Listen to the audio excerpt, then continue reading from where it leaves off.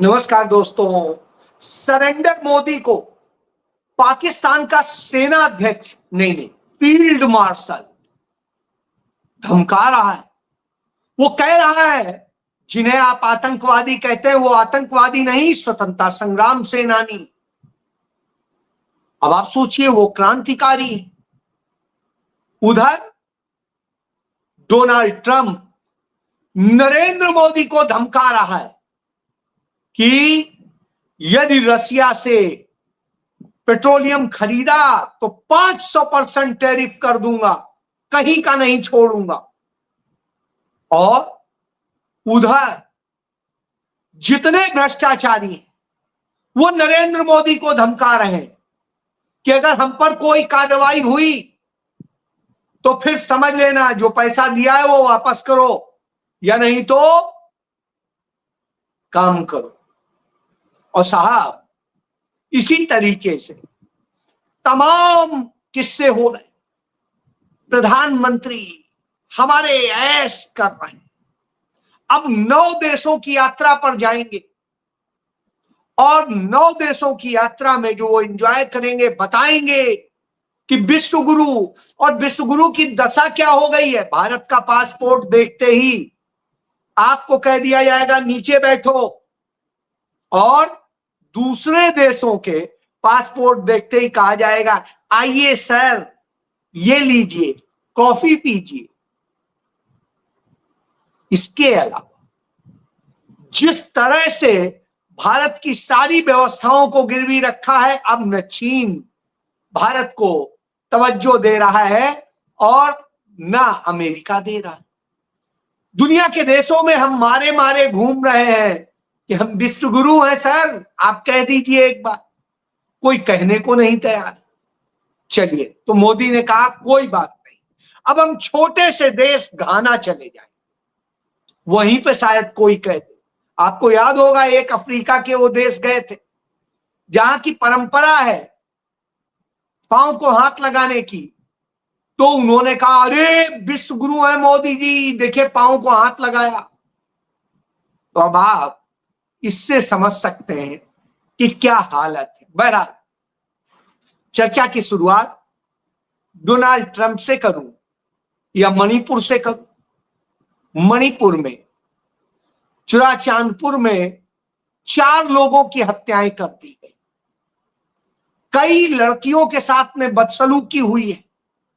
सब कुछ हो रहा है। कहीं आपने खबर पढ़ी, देखी? मुझे नहीं लगता देखी होगी। क्यों?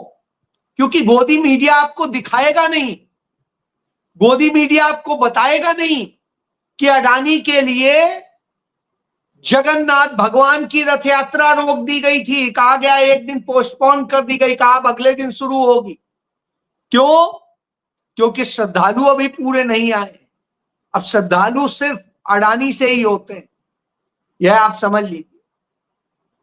तो उस तरह की स्थितियां हैं, और उसे किसी भी, मैं हिंदी अखबार ढूंढता रह गया, किसी में नहीं मिला। तब मुझे टेलीग्राफ में एक खबर मिली और एक और अखबार में मिली, शेष कहीं नहीं मिली, किसी चैनल ने नहीं दिखाई। इवन मैं तो कहूंगा दुखद यह है कि जो अपने आप को कहते हैं कि हम गोदी मीडिया नहीं है, उन यूट्यूब चैनलों ने भी इसको लेके नहीं दिखाया। क्यों भाई? अडानी से इतना प्यार? यह बताने में डर लगता है। हमने तो कल भी कहा था, आज भी कह रहे हैं। बहरहाल, अब मैं आ जाता हूं कि भारत के कुछ लोग और कुछ और बाहर के लोग यात्रा कर रहे थे, तो भारत का पासपोर्ट लेके एक यात्रा कर रही थी लड़की।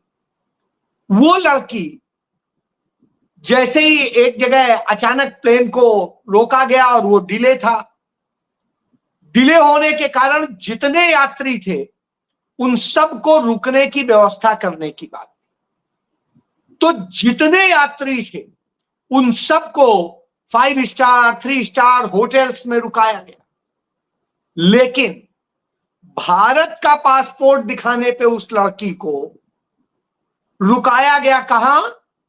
एक केबिन में, और कहा गया इस केबिन में ही रही है। अब आप सोचिए, भारत के पासपोर्ट की यह वैल्यू हो गई।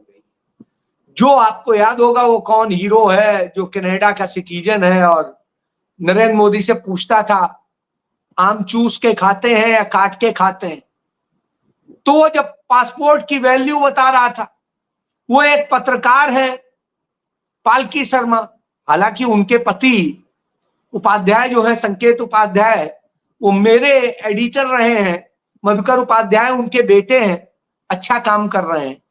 लेकिन उनकी पत्नी गोदी मीडिया में नौकरी बची रहे, इसलिए वो जाती हैं दुनिया में लेक्चर देती हैं और बताती हैं मोदी जी तो महान है, मोदी जी के जाने से मुझे बड़ा रिस्पेक्ट मिलता है और न जाने क्या क्या।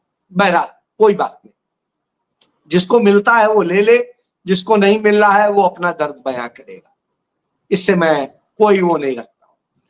अब मैं आ जाता हूं कि भगवान जगन्नाथ वाला बता ही चुका हूं, तो अब जगन्नाथ सीधे अडानी हो गए। अब जगन्नाथ मत करिएगा, आप बोलिएगा जय अडानी, ये वो बोलेंगे तभी काम चलेगा। तो अडानी के चक्कर में भारत की जो साख गिरी, उसका नतीजा क्या हुआ? बार बार ब्लैकमेल कर रहा है कौन? Donald Trump.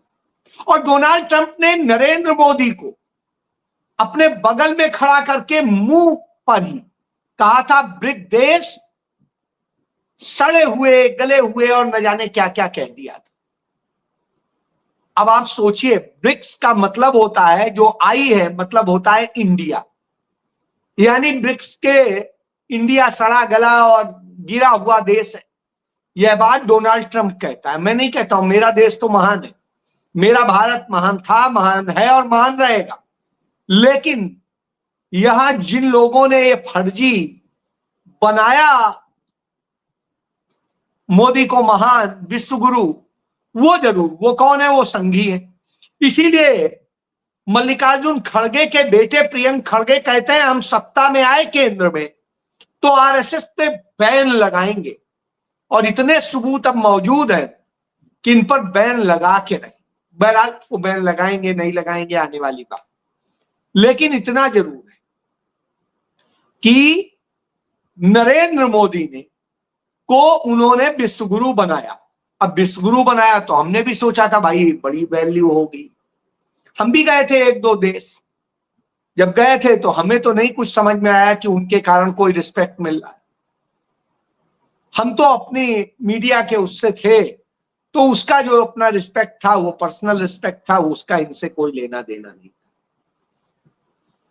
अब आ रहा हूं कि नरेंद्र मोदी को जब यह बात कही थी तो अब नरेंद्र मोदी ब्रिक्स के देशों में भ्रमण करने जा रहे। आप याद करिए 2023 में मई महीने में, 1 मई की बात, तब वो घटना सामने आई थी जब मणिपुर में लड़कियों के साथ में किस तरह की घटनाएं हुई थी, फिर हिंसा पनपी, फिर तमाम हत्याएं हुई, तमाम सारी लड़कियों के, सैकड़ों लड़कियों के साथ में रेप हुआ, गैंग रेप हुआ, नंग परेड निकाली गई, जाने क्या क्या हुआ।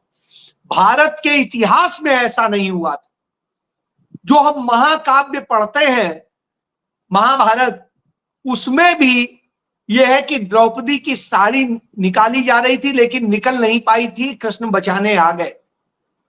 लेकिन यहां कोई बचाने नहीं आया। आप याद करिए 2022 के चुनाव में प्रियंका गांधी यही कहती थी, अब कोई कृष्ण बचाने नहीं आएगा, इसलिए लड़की हूं लड़ सकती हूं वाली स्टाइल में रहो। बहरहाल वहां उनके साथ हुई ये घटना, और वो आर्मी पर्सन्स की बेटियां थी या पत्नी थी।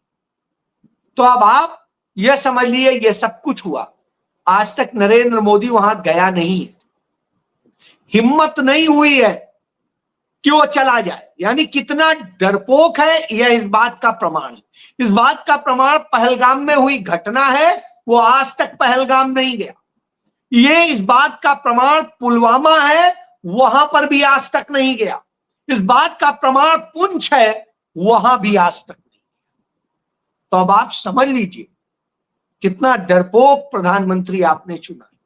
तो अब वो ब्रिक्स देशों के सम्मेलन में भाग लेगा और उसके बाद तमाम देश घूमेगा। तो जो घूमेगा और करेगा तो क्या बताएगा? पाकिस्तान का पा नहीं बोल पा रहा है, चीन का चा नहीं बोल पा रहा है, और बोल रहे हैं कि ऐसे हो गया, वैसे हो गया, ये हो गया। साहब बोल तो दीजिए, नाम ले लीजिए। तो अब सेटलमेंट का खेल चल रहा है कि चाइना के साथ सेटलमेंट कर लिया जाए सीमाओं, यानी जितना चाइना दबा चुका है उसे कह दिया जाए हाँ ठीक है, अच्छा अब ये तुम्हारा, बाकी छोड़। साहब 6000 वर्ग किलोमीटर जमीन इन्होंने कब्जा करा दी, और पंडित जवाहरलाल नेहरू ने 38,000 वर्ग किलोमीटर जमीन चाइना की कब्जा कर ली थी, यह कहते हुए कि यह ओरिजिनल कश्मीर का हिस्सा। और उसके बाद में तमाम विवाद के बाद भी जो हमारी जमीन गई थी वो हमारी नहीं कहेंगे, उन्हीं से जो हमने ली थी 38,000 वर्ग किलोमीटर, उसमें 2500 वर्ग किलोमीटर सिर्फ डिस्प्यूट हुआ था और वही रुकी थी, और उसको लेके दुनिया के देशों ने प्रस्ताव पारित किया था चीन के खिलाफ। मोदी का यह स्थिति है। चलिए अब वहां जा रहे हैं, उसमें जा रहे हैं। याद करिए ब्रिक्स से ही देशों में गए थे कि ब्रिक्स की अपनी करेंसी बनाई जाए, लेकिन ट्रंप ने डांट दिया तो बिल्कुल उससे बैकफुट पे आ गए कि नहीं नहीं हमने ऐसा नहीं कहा था। अब वो कह रहा है खरीद लिया रसिया से तेल, तो समझ लेना मोदी इनका नहीं सर, गलती नहीं होगी, और इसीलिए 270% ज्यादा तेल खरीदने लगे अमेरिका से, जबकि अमेरिका डॉलर में पेमेंट लेता है। अमेरिका वहां से 10 से 20 डॉलर प्रति बैरल ज्यादा लेता है, और उसके बाद में वो भाड़ा भी ज्यादा पड़ता है।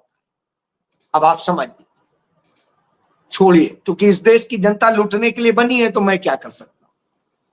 अब आता हूं पाकिस्तान। पाकिस्तान के ऊपर सरपरस्ती है, आसिम मुनीर को बैठा के लंच कराया था डोनाल्ड ट्रंप ने।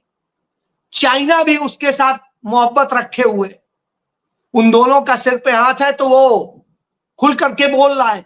उसने अपने यहां दीक्षांत परेड में, अपने कैडेट्स की परेड में स्पष्ट कह दिया उनकी मदद कीजिए उन आतंकियों की जिन्हें भारत आतंकी कहता है। असल में वो आतंकी नहीं, वो तो क्रांतिकारी है, वो स्वतंत्रता संग्राम सेनानी है, इस तरह की बात करता है। और भारत ने अब तक इस पर कोई आपत्ति नहीं की कि आप यह कर क्या रहे हैं, इसको लेकर के कहीं एक शब्द मोदी का नहीं निकला। तो अब आप समझिए, तो क्या बोलते हैं दुनिया में, दूसरे करप्ट है, दूसरे ये है। तो जिन 25 विपक्षी दल के नेताओं के खिलाफ नरेंद्र मोदी सरकार की ईडी ने भ्रष्टाचार का मामले दर्ज किए थे, उनमें से 23 भाजपा के साथ आ गए, तो साहब वो पाक साफ हो गए, वो बड़े ईमानदार हो गए।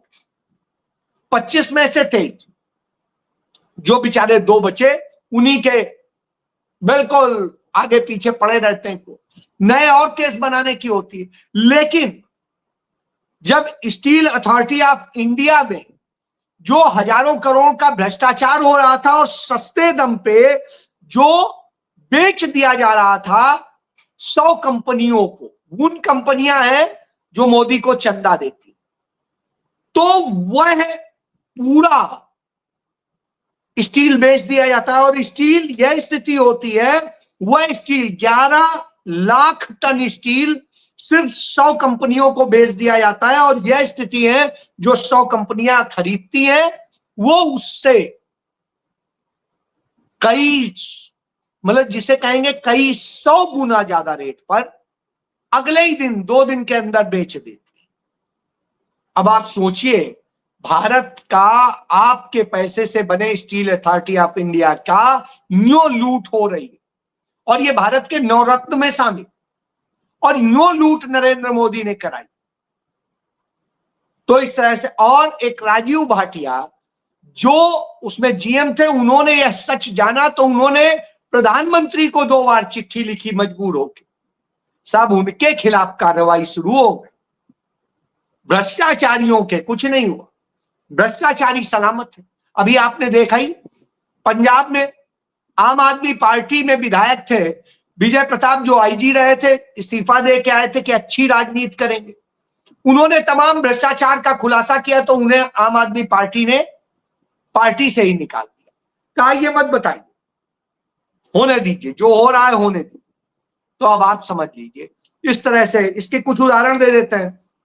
वेंकटेश इंफ्रा प्रोजेक्ट था, इसको ये 2020 में बनती है। 1 अक्टूबर 2020 में एक कंपनी रजिस्टर होती है और 12 दिन के ही अंदर इसको 2020 में ही तुरंत 1.5 लाख टन का कॉन्ट्रैक्ट दे दिया जाता है। 1.5 लाख टन का, सोचिए आप, इसका मतलब कंपनी ही बनाई गई थी कि ये सब आपको हम देंगे और आपको कमाई हो जाएगी, और उसको 750 करोड़ रुपए का ठेका दे दिया जाता है 12 दिन की कंपनी। भैया कभी आप भी ऐसी बना करके कर लीजिए। तो ये नरेंद्र मोदी का अमृतकाल है। आज इसमें हो क्या, आपको याद होगा 55,000 करोड़ रुपए में महाराष्ट्र में मुंबई से नागपुर का भी एक्सप्रेसवे बना। साफ पानी भी कहा गया था बड़ी अच्छी टेक्नोलॉजी से बना है, इसमें कुछ नहीं हो सकता है, उसमें गड्ढे भी हो गए, पानी भी भर गया, सब कुछ हो गया। यह हालत। अभी 18 दिन पहले मध्य प्रदेश के ग्वालियर में एक सड़क बनी थी और वो 18.5 लाख करोड़ रुपए की बनी, सॉरी 18.5 करोड़ की बनी, और बनने के बाद स्थिति यह, उसमें इतने बड़े बड़े गड्ढे हो गए आप कल्पना नहीं कर सकते। अब आ जाइए कि जो अयोध्या है, अयोध्या में तमाम इंफ्रास्ट्रक्चर बनाया गया। आज वहां स्थिति यह कि लगता है जैसे वहां कुछ था ही नहीं, उस तरह की हालत।